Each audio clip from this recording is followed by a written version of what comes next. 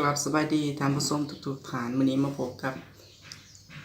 MBT สารวันอีกเทื่อหนึ่งเนาะก็คือมื้อนี้สิมาสอนเกี่ยวกับ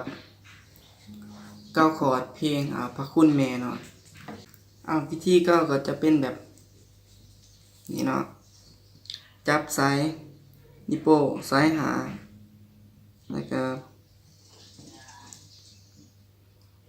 5 2 1เนาะแล้วก็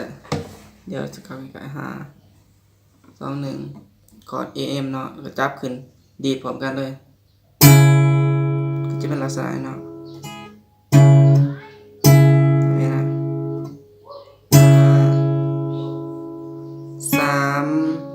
1 2 4 2 3เปลี่ยนคือเราเนาะจับแบบเก่ากลับมาคือเก่าเนาะก็เล่นแบบเก่าคอร์ด F กับจับคือเก่า3 1 2 4 2 3เปลี่ยน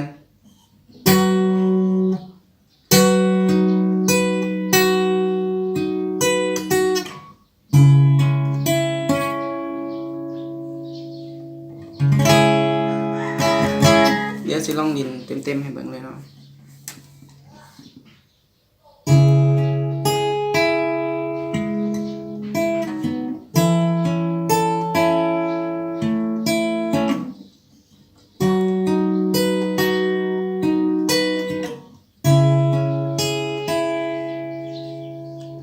นักก็บอกเคยวัน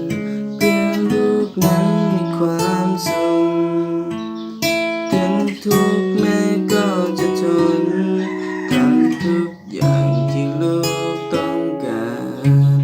อาจจะท้อในบางเวลาแต่ยังมีลูกอยู่ข้างกายพร้อมจะเป็นกำลังใจบอกวันไว้กับสิ่งใด